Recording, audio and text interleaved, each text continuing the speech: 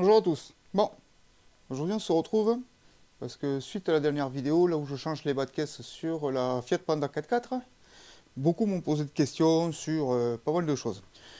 Donc aujourd'hui j'ai décidé de vous montrer toutes les soudures, toutes les techniques de soudure qui existent en carrosserie. Alors là on va parler pas de technique de poste à souder, mais de technique d'assemblage de pièces. On soudera et je vous montrerai avec le poste à souder MIG-MAG. Donc on soudera avec ce poste là. Au moins vous aurez en même temps les réglages et les techniques employées.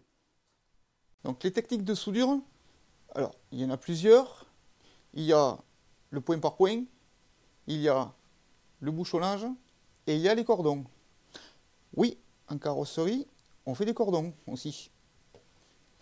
Comme vous avez pu voir dans la dernière vidéo, moi j'ai travaillé sur des bas de caisse de la Fiat Panda 4x4. Donc là on est sur une partie extérieure de la voiture. On n'est ni sur les longerons, on n'est ni sur une forme structurelle. On est sur une forme, si vous voulez, d'approche de la voiture en extérieur. Comme une aile, comme un bas de caisse, voilà, comme tous ces éléments-là. Donc pour ça, pour souder ce genre de pièces, on fait par du bord à bord, en pièces, suivant où c'est qu'elle se trouve, à souder. Et on fait au point par point. Le point par point, je vous montrerai après ce que c'est, en plus proche et en plus réel. Après, suivant par exemple, quand vous faites une pièce qui vient en recouvrement sur une autre, comme ceci, là, on fait du bouchonnage. Après, pour vous montrer, là, on fait du bouchonnage. Et après, sur, par exemple, les longerons, là, on travaille par cordon. On ne fait pas un cordon tout le long. On fait par morceaux, on se décale par morceaux et ainsi de suite. Toutes les techniques de soudure, normalement, sont préconisées dans les documentations de réparation carrosserie. Et là, pour chaque véhicule, il est dit que ça doit être soudé à telle épaisseur, à telle... et voilà, ainsi de suite. Voilà. Donc nous, n'ayant pas ces documentations techniques, on se contente de travailler que sur la carrosserie extérieure. On ne va pas toucher du longeron ou autre. C'est un travail de carrossier et qui nécessite du matériel autre que nous, petits particuliers, pouvons disposer. Quand on commence à découper un longeron, il faut que la voiture soit posée sur un marbre pour éviter qu'elle bouge. Tu sais pas ce que c'est un marbre? Je t'explique vite fait. Un marbre, c'est une grosse plaque en ferraille bien épaisse, c'est des IPN, où ils viennent poser la voiture dessous, et elle est verrouillée. Toute la coque de la voiture est verrouillée dessus. Elle ne peut plus bouger. C'est fait au laser, machin, ainsi de suite. Je déconseille totalement de travailler sur des châssis, des longerons, des trucs comme ça. Voilà. Sur tout ce qui est structurel, c'est bien spécifique. Les réparations, n'y touchez pas. Changer une aile, découper un morceau d'aile, le ressouder, ça ne va pas mettre en danger votre voiture.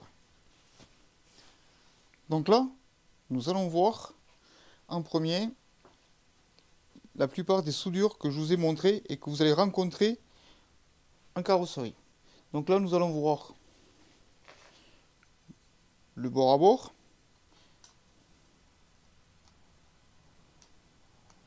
en soudure point par point. Nous allons voir la soudure par recouvrement avec remplissage en point par point.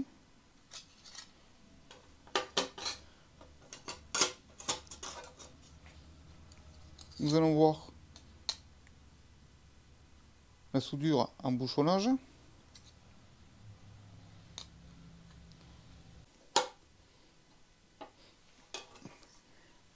Là, ce sont des tôles qui sont non préparées.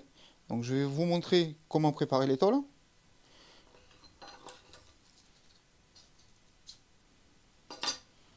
Oui, je sais, ça peut vous paraître bizarre, mais je vais vous faire comprendre pourquoi. Je vais vous montrer la préparation des tôles. Et là, nous allons voir un morceau de la Fiat Panda rouillé qu'on va essayer de préparer avec une tôle neuve qu'on va réparer, qu'on a préparée. Et on va essayer de les souder. Et vous allez voir ce que ça fait. Je vous montrerai aussi la finition d'une tôle soudée point par point, comment on fait pour la rendre définitive au niveau de la voiture, comment on fait pour la rendre propre. Première des choses qu'on va voir, c'est le nettoyage des pièces. Alors pourquoi le nettoyage des pièces il est important? Parce qu'au niveau des soudures, comme tu verras tout à l'heure quand je souderai celle-ci, si les pièces sont mal préparées, ça soude mal. Allez.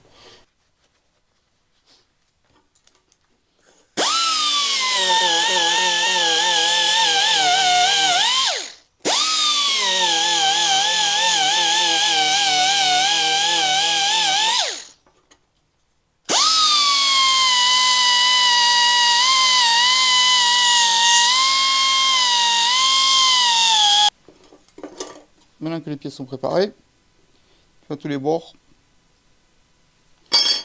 Alors, grande question. Disque plat, disque lamelle. Pourquoi on n'utilise pas de disque lamelle sur les tôles à souder? Parce qu'en fin de compte, le disque lamelle, quand tu le passes dessus, il fait des vagues. Donc tu enlèves plus de matière à certains endroits que d'autres. Ça fait des vagues dessus. Et du coup, quand tu vas souder, ça va te faire des mini vaguelettes un petit peu. Ça va être chiant. Et pour poncer, les soudures, c'est pareil. On ne le fait pas avec le disque lamelle. Sinon, tu aplanis pas si tu veux la soudure, mais tu fais des vaguelettes. Ça, ce sont des petits disques qui permettent de nettoyer la ferraille. Et après, on fait avec des disques en 80 pour finir sur la soudure. Mais ça, je te le montrerai après. Alors, maintenant qu'on a vu le nettoyage des pièces, qu'est-ce qu'on va voir? Bah, la soudure.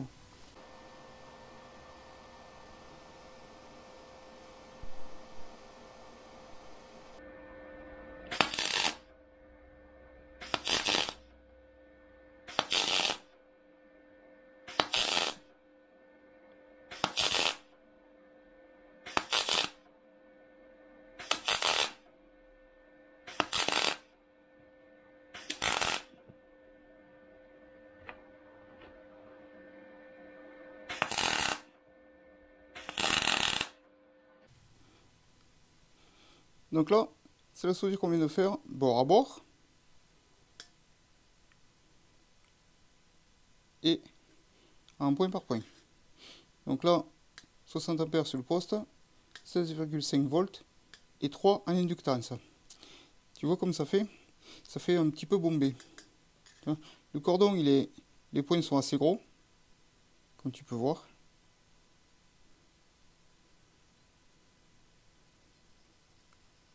Et par contre, ils sont assez hauts, tu vois. Donc là, la prochaine qu'on va faire, c'est que je vais changer 2-3 paramètres, surtout l'inductance, pour te montrer qu'on va pouvoir baisser la hauteur des points, mais par contre les élargir un petit peu plus. Allez, on fait ça.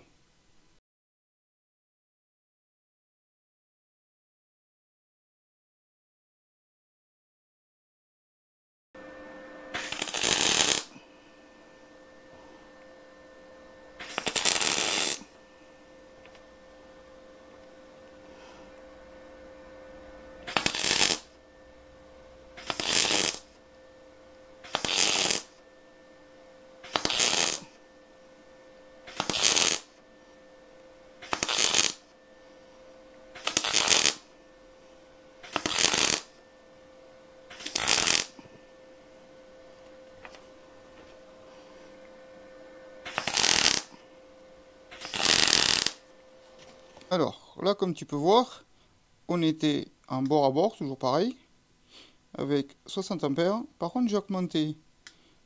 On était tout à l'heure à 16 volts 5, et là je suis passé à 17 volts 5, et en inductance on était à 3 tout à l'heure, et là je suis passé à 4. De toute façon, je vais te faire comparer après, hein, de plus près. Donc là, tu vois, on a fait des points un tout petit peu plus larges et un tout petit peu moins hauts. Allez, tiens, je te laisse regarder un petit peu de plus près. Alors les pics que tu vois ici là, les pics que tu vois ici, c'est moi qui relâche pas assez vite la pédale de la torche. Par contre quand tu relâches assez vite, tu vois, ça fait ça.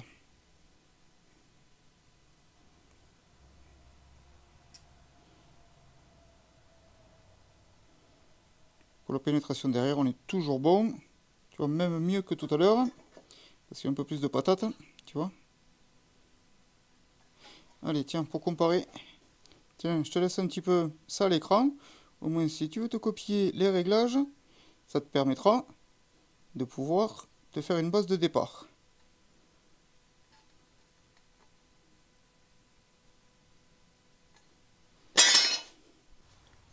Donc tu vois là, on a vu vite fait le bord à bord, avec différents réglages, ce qui te permettra à toi, avec le même poste que moi, le Slater, c'est le toit, je sais plus comment ça se prononce, d'avoir une base de départ pour pouvoir travailler sur tes tôles. Alors maintenant, on va voir d'autres assemblages de tôles. Alors là, si tu veux, je t'en parle et je l'ai fait, et au moins on débriefe une fois que tout est fini de souder, on débriefe pour te montrer le résultat et à quoi ça sert. Donc là on va voir celle avec bouchonnage, les deux petits trous, hop, bouchonnage, clac. On va voir celle, hop, tu vois, celle-là, qui permet, tu vois, de venir l'une sur l'autre et de venir souder en plein milieu. Et après, on va voir celle qui se chevauche tout bêtement l'une sur l'autre. Comme ça.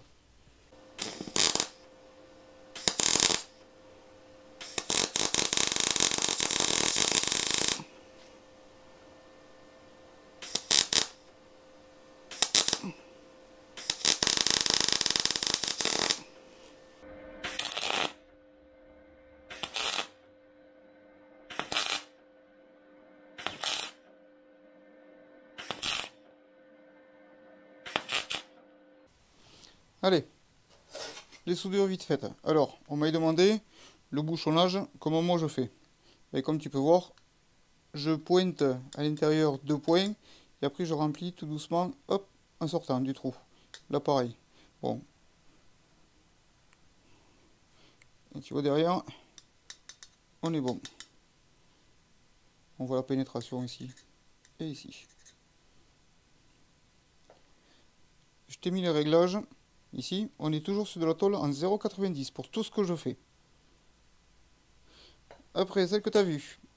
Celle-là, c'est celle avec le décroché. Tu as vu là? Alors, je vais t'expliquer pourquoi je l'ai faite en cordon. C'est pour te montrer que c'est pas... ça ne va pas en cordon. Regarde. Bon, déjà, les réglages n'étaient pas bons pour faire les cordons. Et en plus, comme tu peux voir, c'est pas extraordinaire. Sachant qu'on est sur une double épaisseur, le cordon en petit, un petit morceau ici et un petit morceau à la fin, ça aurait suffi. De partir d'en haut jusqu'à à peu près ici, et après de partir de là jusqu'en bas, ça aurait suffi. Au lieu de faire tout d'un coup. Mais bon, comme tu peux voir, c'est pas adapté les cordons. Sur de la tôle de carrosserie, quand on est en 0,90 par exemple, sur un bas de caisse, sur une aile ou ce genre de choses. C'est pas adapté du tout. Donc ça, c'était fait exprès pour te montrer que c'est pas utile de le faire. Et là, la tôle par recouvrement, tu vois, c'est une tôle l'une sur l'autre. Donc comme tu peux voir ici,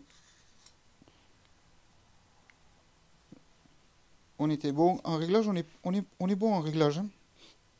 Ah, tu vois.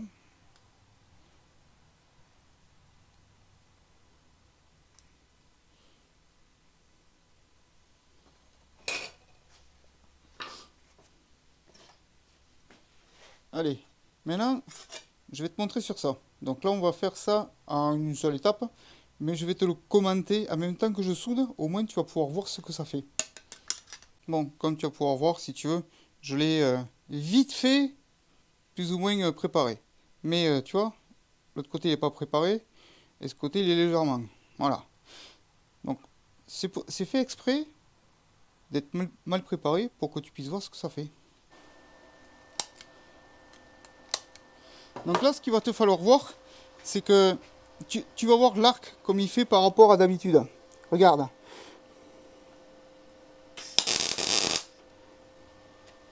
Tu vois déjà, ça perce.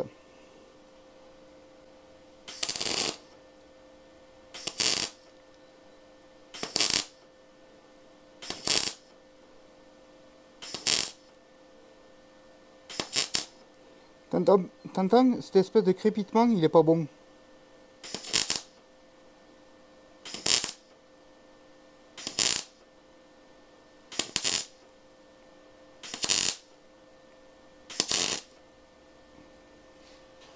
Alors, là, tu vois, j'ai pas enlevé les pinces,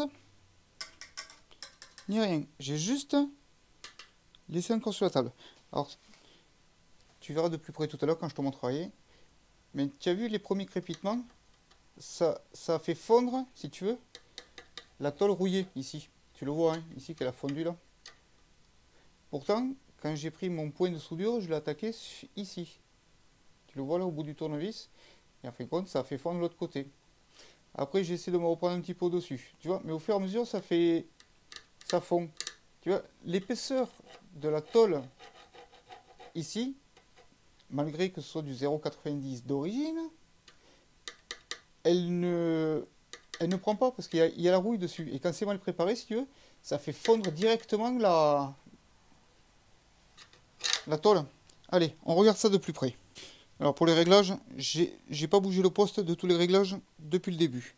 Tu vois, regarde comme ça fait. À savoir que j'ai commencé de ce côté. Tu vois les trous? Et là, quand tu regardes de plus près, tu vois ça c'est du collage qu'il y a là. 1, 2, 3, 4 points. Ces 4 points là, ici c'est du collage. Cela encore à la limite, ça peut aller. Et encore. Bon, maintenant on va regarder la pénétration derrière. Tu vois? C'est du collage. C'est pas bon du tout. Et regarde, si je prends les pièces.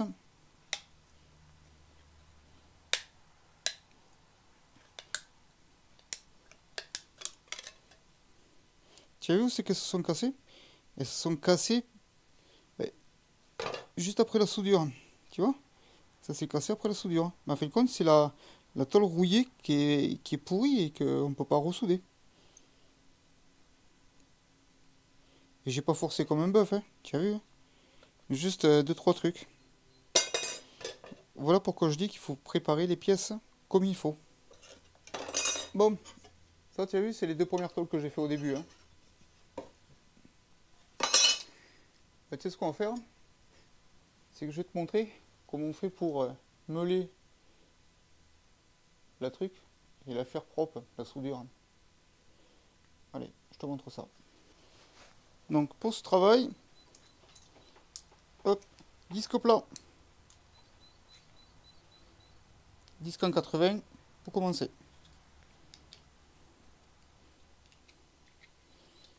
Tu vois, c'est des plateaux en quart de tour. C'est vachement bien ces petits trucs.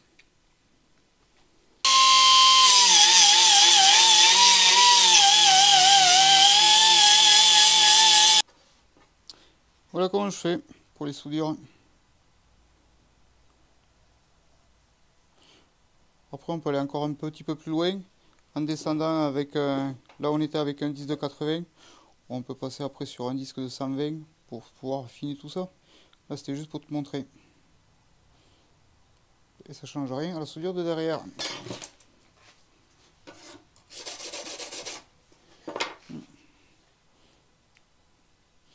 Et si tu te demandes si c'est encore solide,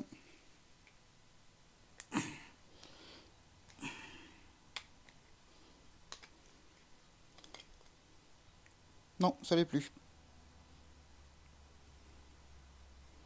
Tu sais pourquoi?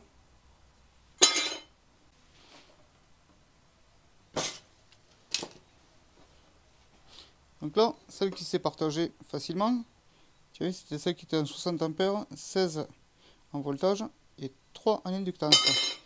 Celle-là, on est en 60 ampères, 17 en volts et 4 en inductance.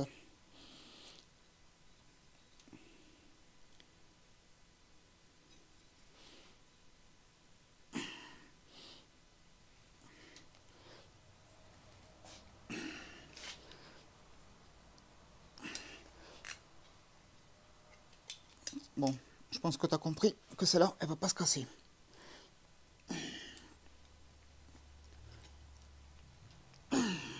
Bon, tu vois ce que je veux dire? Pourquoi celle-là ne se casse pas et celle-là elle s'est cassée? C'est tout simplement que tu vois celle-ci derrière, en termes de pénétration. Alors ça, c'est celle qui est cassée, tu vois. Alors, la pénétration, elle n'était pas extraordinaire. Et surtout, le derrière, il n'était pas préparé. Tu vois, il est propre. Tandis que celui-là, le derrière, il était préparé. Et tu vois,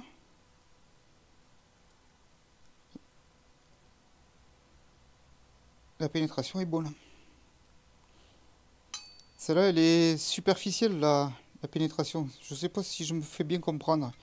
Mais en voyant de près comme ça, tu vas vite le comprendre. Et tu vois, ça a cassé pile poil en plein milieu de la soudure. Hein. En fin de compte, en la meulant, je l'ai fragilisé. Hein. Tu vois, celle-là aussi, je l'ai bien meulé. Hein. Voilà. Et pourtant, vu que derrière, la pénétration est meilleure, mais ça bouge pas. Bon, écoute, je pense que je pouvais pas faire mieux qu'aujourd'hui pour te montrer les différents trucs, machin, et ainsi de suite. Bon, comme d'habitude, si tu as des questions, n'hésite pas à les poser en commentaire. Et c'est celle qui s'est partagée, ça. Et ça, c'est celle qui s'est pas partagée. Tes soudures, quand tu les fais, teste-les. Si ça casse, quand tu vas souder sur ta voiture, ça fait la même histoire. Il faut que les pièces soient préparées nickel derrière, nickel devant. Pas besoin de préparer toute la surface. Préparer juste où tu soudes.